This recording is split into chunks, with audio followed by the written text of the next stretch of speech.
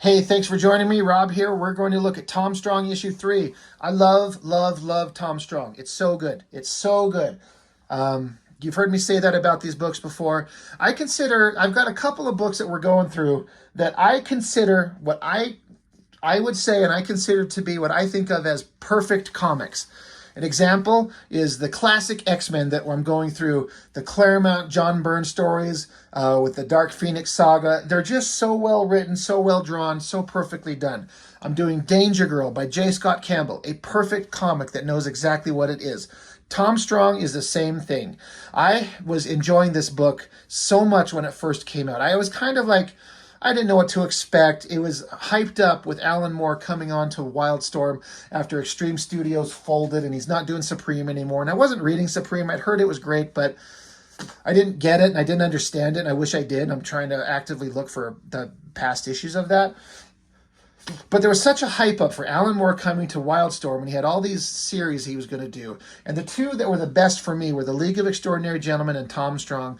And holy God, was it just every issue was so different, but still the same characters with the same vision, the same voice. They're just brilliant, perfect comics.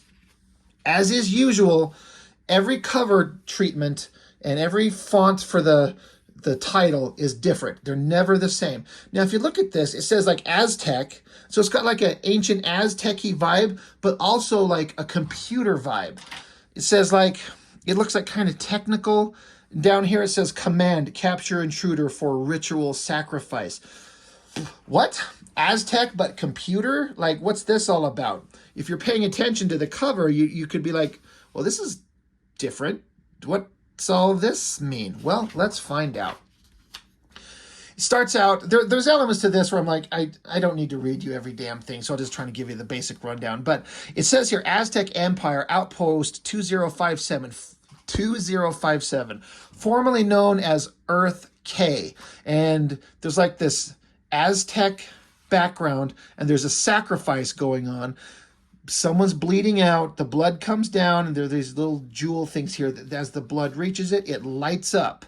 So I'm not a historian. I don't know much about ancient cultures for real, the Aztec, the Mayans, things like that. But we know that, is there any human culture where there's not some kind of sacrifice of some type? But it seems like that's the thing that's prevalent in their kind of belief systems with the Aztecs, I believe. Someone can correct me if I'm wrong. But that's why it's integrated here. So what's going on? Someone's killed, blood is flowing down, and then there's this big, it's like a computer screen. And you got this guy, I'll just kind of paraphrase this. The Crimson Circuit is once more complete. Your divine program is once more activated, O luminous one. Your body of light writhes once more in burning pixels on our monitors. Bless us this night, O fractal intelligence.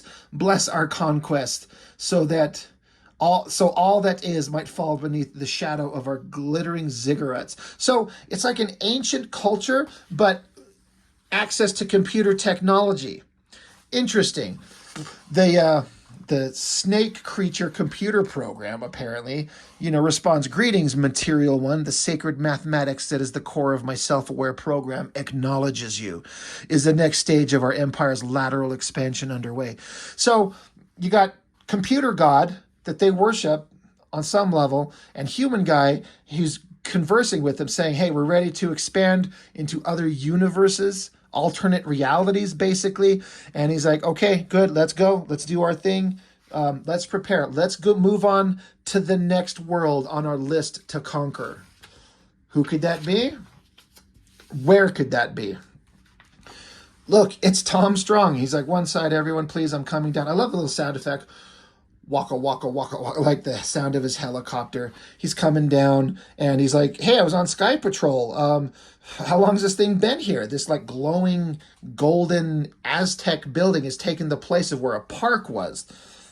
Some guy's like saying, it's been here about half an hour. There was a sound, a big flash, and then this thing just showed up here. And this lady's like, my husband was in the park walking our dog Muffy. So Tom Strong's like, don't worry, ma'am. I'll sort this out as soon as possible and make the return of your husband and dog a priority. First, I have to find a way to enter this thing and find out what it's doing here. He's like, well, it's certainly an incredible feat of engineering.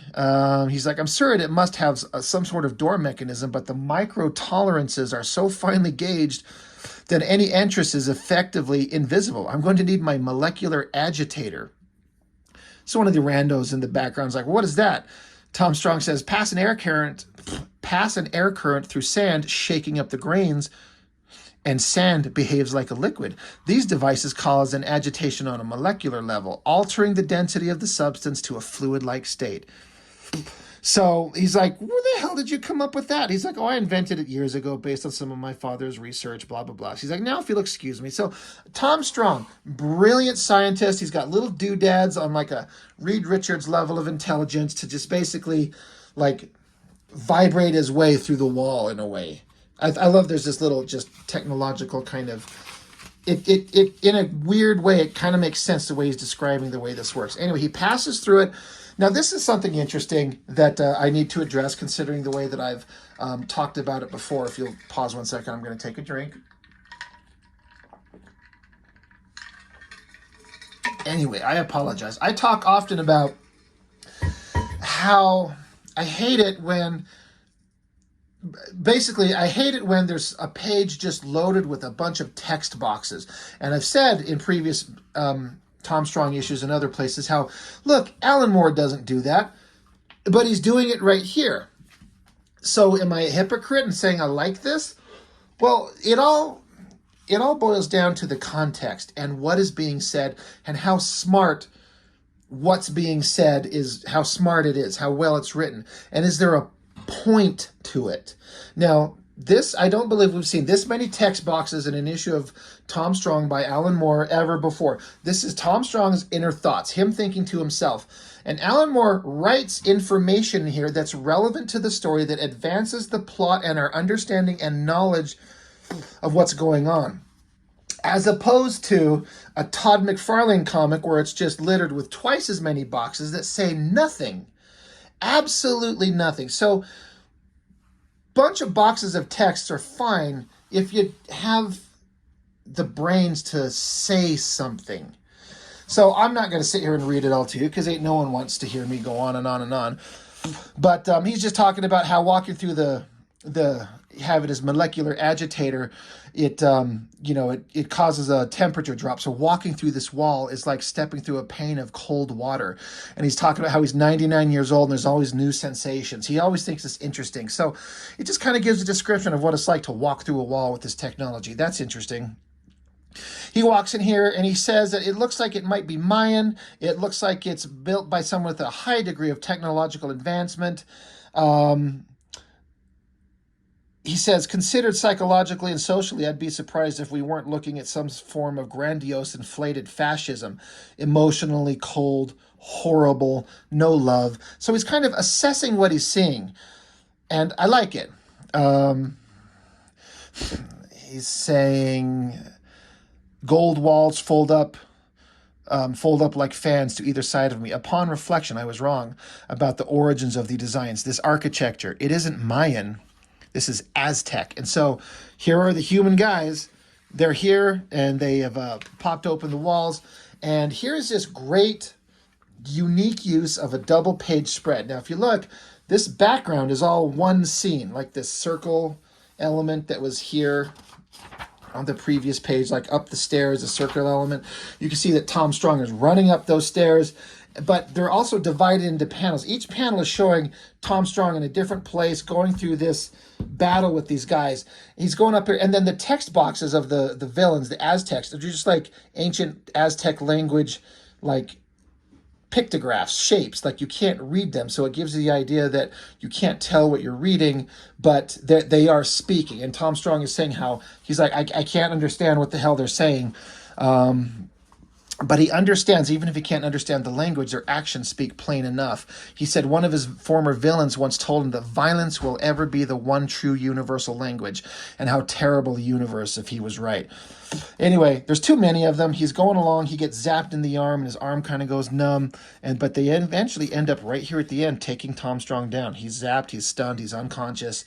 And, all these text boxes are Tom thinking about how he's trying to get his way out of it. He's trying to focus his mind, trying to ignore the pain, but they beat him. Like, it's only issue 3, but this is the first time we've seen Tom Strong go down. He's defeated. Cut 2, he's strapped down. He wakes up. They've got him on that sacrificial slab like we saw in the first, the opening page where they kill somebody with the knife and drain their blood. So the leader of the bad guys here, he's saying, hey, the Amero-European is awake. He's like, I greet you. And in almost 800 of those previously colonized continuums that they've conquered, some variant of English, French, or Spanish is the main tongue here in the Americas. Speak, you shall be understood. So it's kind of funny how we were just showing earlier that these guys have their own language, but they can clearly understand what they speak his language. So basically the bad guy's explaining that they, the Aztecs on their world just were never conquered, and they were able to achieve great technological advancement. Like when Cortez landed for them, they were waiting for them with machine guns. Within 200 years, they had successfully colonized the Americas, and then they discovered parallel worlds. So Tom Strong's like, you founded an empire that expands sideways in time rather than across space. That's an impressive feat. He says, yes, it is. We were helped by our gods, although in our case, we created the gods rather than the other way around. I don't know if I'm going to say this right. They call it the Quetzalcoatl 9 program, is an artificial quantum consciousness existing simultaneously in all 2058 parallels at once. Naturally, he sometimes requires sacrifices. Tom's like, sacrifices? Purely ritual, usually, although in your case there were practical considerations. Your molecular agitation device suggests a high level of intelligence. Quetzalcoatl 9 can retrieve this intelligence physically from your brain. Obviously, you will not survive the process. It involves a large array of lasers which will digitally record the information in each neuron as they destroy it. For safety reasons, my brethren and I will observe the process on screens from another place. Remember me in heaven. Farewell. So they've got him captured. They're going to do a ritual sacrifice, but they're like, you are obviously hyper intelligent. So we want to capture all your knowledge. So we're going to use these lasers to copy your brain patterns into the computer program of our God. It'll kill you, but this is a whole different process. It's an honor for you. So that's an interesting, all right, what are we going to do here? So then you go back into this other room. The leader is sitting here talking about their God computer is making the intruder a sacred at this very moment, converting his coarse matter into knowledge-laden solar light. All hail the heavenly sun. And so they pull up on one of their computer screens, see this little device coming down on top of Tom Strong, and it just zaps him, fries him. You're seeing that right here. And this guy's like, why do they tremble so? Do they not realize the purest part of them, the information of their very soul, is being copied into the discs of immortality? Why do they scream so when the light comes in? Oh, well, it'll be an hour or more before the Q9 program has reduced his cerebellum to the barren, smoldering cortex. How fares our annexation meanwhile? They're like, well, this is going to go on for an hour. He's done. We've won. Let's move on. Meanwhile, outside, more and more of the city is being transported to these golden Aztec buildings. These guys are just invading this parallel world. So you got Solomon the monkey and Tesla the daughter. They're flying along and where the hell is Dad? We got to find him. He's in there somehow. I don't know how we could help him. They're like, he's always in danger. But the daughter's like, he could be dead right now for all we know. And from what we've seen, fried him like lasers to his face. He must be dead, right?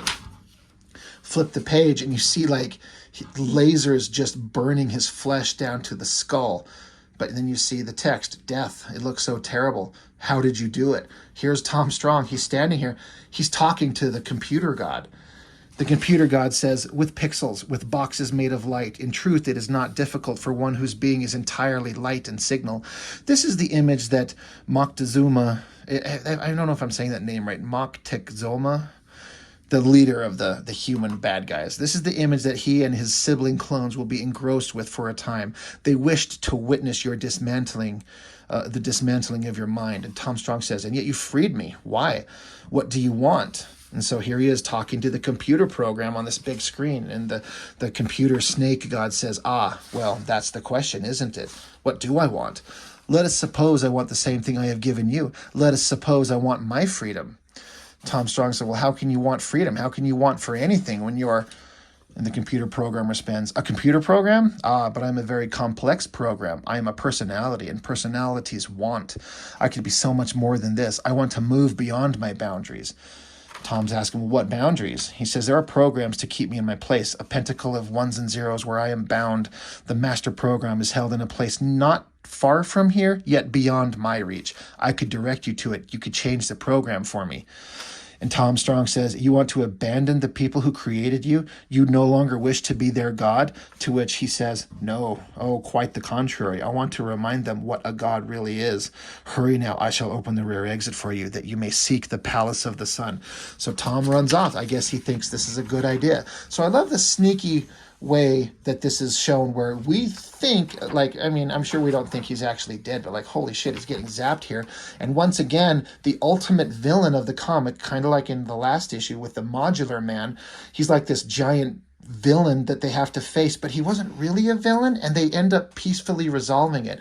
And already at the midpoint in this book, Tom's conversing with the computer gods to get out of this situation. It's already taking different steps to resolving the traditional superhero, supervillain conflict. It's already doing something different than your standard Image Comics, Wildstorm, or Top Cow or Extreme Studios bullshit universes where there's just some tough-looking bad guy who wants to conquer everything. This is different. It's interesting. It's Alan Moore, and he's a genius. So again, you got a lot more text boxes. It's all Tom Strong thinking. He gets out of here. He's pondering everything that he's just heard about, alternate universes. What's funny is he does this. He jumps onto this floating scooter thing, knocks the guy off, and takes off. And as he's doing this, he's like, I press an Aztec solar symbol for the platform, and the platform banks in mid-flight, carrying me back across the city at tremendous speed. Actually, I ought to get one of these. So I like how he grabs onto the technology, and he's like, this thing's actually awesome.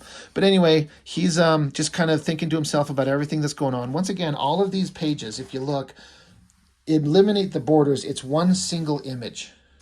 All the perspective is all one picture, but he's just showing how he progresses from up here on this top part of the building, jumps down on this guy, comes down here, turns around and zips off. Same thing with this. This is one image, and this is showing him and his progression as he fights all these guys, getting into this building to free the computer god. The Aztec leader and his guys are coming after him. They're like, he got away. We're going to go kill this guy. How dare he? They get in here, and Tom Strong, he's already done. He's pulled out the circuits as he was directed to. He says, and I'm afraid it's pretty much what all your golden dreams of empire have turned into suddenly. They're like, what have you done? This is sacrilege. You have desecrated the sacred circuit diagram. So they start attacking Tom. He's just fighting them off. And the leader of the Aztecs, he's like, I've got to put this back together before it's too late. I have to hurry before it's too late. And then the great snake god says, too late. Giant, awesome shot of this thing. Too late for your dull algebraic prayers or your long reels of binary incantation. For these long years I have been yours to do with as you pleased. Now you are mine forever.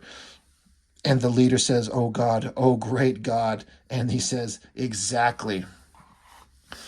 And so he's saying, everyone fall back. The computer program's crashing. He's malfunctioning. Everyone crash all the systems and shut it down. And then on his own little wrist communicator, the image of the snake god appears. He's like, I'm everywhere. I am thy God. I am in all things. And then he shoots out, the computer screen shoots out these lasers into the eyes of his followers, just taking them out, blinding them all. And then the computer program god is basically speaking like biblical prophecy almost. And he's like, come then, touch only this, the merest tip of what I am, that you may share my illumination. His little holographic computer programmed snake tail is going towards the brain of the bad guy, impales him. He's like, that you may know what I know, that you may see as I see in all the many earths, 2,000 suns, 2,000 cells, 2,000 worlds seen through 2,000 sets of eyes, all at once. And this And this is revelation, and this is to become as like unto a God, so that all men shall look on thee and say, behold, behold, there is one touched by the divine. So he, just like he said, he wanted to remind these guys of what a God is. So Tom Strong's like, so what now? You know, that all the bad guys, the humans, are down, Tom is left with the giant serpent god. And this is what I thought was the most interesting wrap up to this story. The snake god says, now I retract the Aztec presence from your earth, sending you and the captured buildings back to where you came from. The other 2,057 worlds of my empire I shall retain, ruled by a benign theocracy. Why? What did you expect? Tom says, I'm not sure. On my earth, the serpent is often a symbol of guile and treachery. You might have killed me, then gone on to enslave the multiverse. To which he says, true. Similarly, once I'd released you from your bonds, you simply could have fled. But I trusted you, and you trusted me. There is a logic problem known as prisoner's dementia. It has two strategies, trust and betrayal. On balance, a trusting strategy achieves slightly better results. Trust is logical. May you and your world go in peace. And then it just cuts to the epilogue. Tom's coming out of the building. It disappears, and everyone's like, holy shit, you're back. What happened? And this is the funniest part in here, where the lady who earlier was saying that her husband and her dog had disappeared, she's like, it's Millennium Park. It's been returned. There's my dog. Oh, and my husband too. Great. So anyway, the family's like saying, hey, what happened? And he's like, oh, I'll have to explain it to you. It's a long story. Hey, let's race back home. So again, just another day in the life of these superheroes, a great villainous presence to solve, that's threatening everybody. But Tom gets in there and he has to fight, but he doesn't beat him with strength necessarily or just like a fight. He speaks to it and they come up with a solution to their common problem. And it's such a different resolution to the standard superhero, like I've said before, the standard hero-villain fight. They work out a resolution that doesn't result in giant destruction and exploding buildings. They just take care of everything, work it out. Bad guys are gone. His world is safe. It's done. Simple, but absolutely brilliant. And I'll say that every time, every one of these issues by Alan Moore is absolutely brilliant. This is an unsung, kind of forgotten bit of brilliance from Alan Moore. Everyone talks about all his other works, and they all legitimately deserve it, but no one talks about Tom Strong, and it pisses me off. So it's kind of my goal to bring this to light and kind of put it on the record of how good it is. And I hope if anyone's reading these, I don't know if these are available in probably trade paperback collections. I don't know if there's digital versions to find out there. Pick up the entire Alan Moore run of Tom Strong. You will not be disappointed. You will be entertained. I guarantee it. And as another thing that I pointed out on the previous books, there's not a single interruption of the flow of the story by any ads. Every bit of ad is in the back of the book. So you're not flipping through it and you have to look at a Adam Sandler Big Daddy movie commercial or a Game Boy commercial or a giant mouth and a tongue for candy or none of this shit. They work out a deal with Alan Moore to let him tell his story so the page turns count, that the flow is never interrupted. Perfect comics. I challenge you to find a flaw with this. It's one thing if you don't like it, but man, is it just of the highest craft. And I love it. So anyway, that's all I've got for now. Thank you for watching, and I'll see you on the next one.